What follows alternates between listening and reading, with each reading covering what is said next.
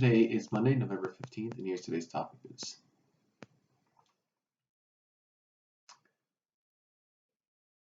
Steve Bannon, who is a former advisor to President Donald Trump, he's turned himself in to be arrested to the FBI this morning in D.C.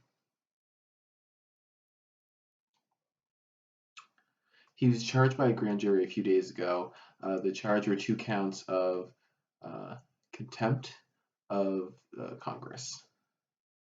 This is because Steve Bannon refused to go and answer the call to a subpoena that he had to go and appear in front of Congress to explain what he knew about the events that happened surrounding January 6th. Specifically, the attack on the Capitol when people were protesting. Bannon and his lawyer said that Trump and his legal team told him to not provide anything to the House of Representatives about the January 6th committee that is set up to investigate that. Steve Bannon could face up to 1 year in jail if he's found guilty. He had already been pardoned from custody, and he is now waiting for his decision in the future. This is an ongoing legal issue of, and the National Archives shared that the White House made a list of phone calls from the Trump administration at his time in the Oval Office on January 6th. And the other person that is being charged with ignoring Congress's subpoena is the Chief of Staff, Mike Andrews. He also refused to provide information to Congress and refused to sit in front of them for their investigation. They did call on other Trump advisors such as Kellyanne Conway and amongst others. Last Sunday in Liverpool, England, one taxi driver was driving along and his car exploded very close to a hospital. The authorities in the UK say that this was an act of terrorism.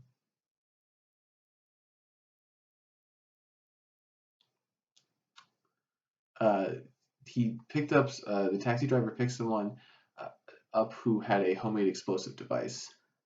As the taxi went by the hospital, that bomb went off. The taxi driver made it out just in time before the bomb went off. The suspect inside the taxi died. And then many people say that the taxi driver is a hero for managing to get the car away from the hospital. There's some people who suspect that he was working with the bomber as well, though. The terror threat is now very high, and it's been raised to serious, the 4th highest level out of 5, which is severe.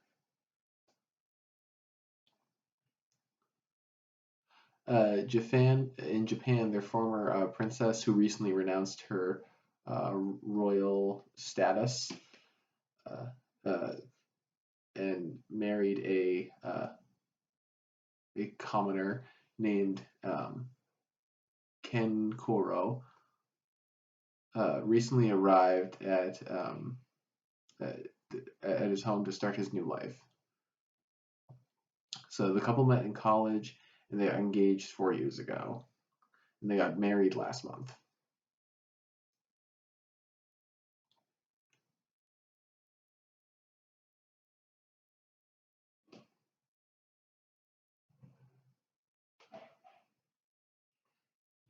So many people compare them with the UK and England's royal Prince Harry and Meghan Markle, and many people are finding parallels between the two, where they're giving up their royal status and plus also both went through some very serious news spotlights on them. They now both the Japanese princess and her husband are now attempting to get visas to come work and stay in the country.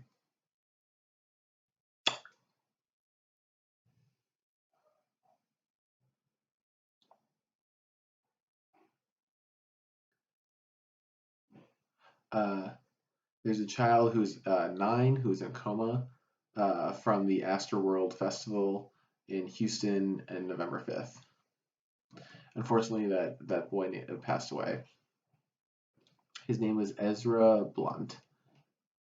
He went to that concert with his father, and he wanted to see Travis Scott, but they both were overwhelmed by people in the tragedy that happened. The boy and his father both fell down and were crushed by the crowd. As other people were stepping on them, this caused the boy to go comatose. That boy had been on life support machine for a while. However, unfortunately, he passed away. And he is now the 10th person to die from that concert. The Blount family is now working with civil rights lawyer Ben Crump, and they're searching for some type of justice.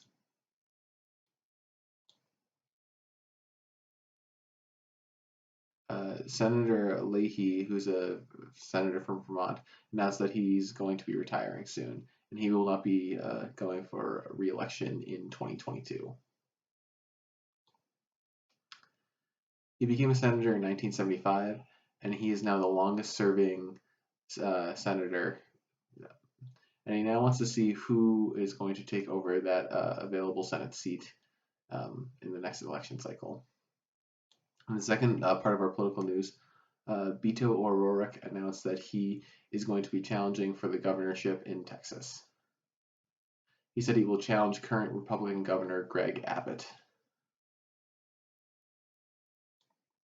Beto O'Rourke has run for the House of Representatives in 2018, and in 2018 he lost a narrow race to current Texas Senator Ted Cruz.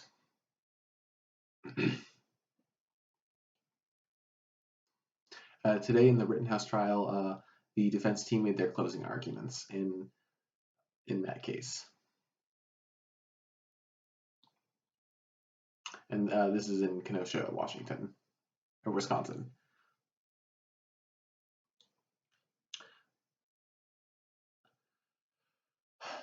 He was charged with first-degree reckless homicide and intent to murder and injure others. He shot 3 men last year. They did confront him in that protest in the city. And he was upset. Rittenhouse was upset about the some of the damage being done to the city and decided to drive down there. So now the judge in that case threw out or dismissed a charge relating to Rittenhouse's possession of a dangerous weapon. He was 17 at the time. However, the charge allows for long barrel weapons, and his weapon was long enough for that. So now we're still waiting for both of the lawyers to rest their case, and soon the decision will be. So the key question here is, did he act in self-defense, and was there a good reason for him to shoot at the men that he did? There are now 500 National Guards in the area ready on standby in case people are protesting the decision made by the verdict. That's all the tough news for today. See you all tomorrow, and stay with the light.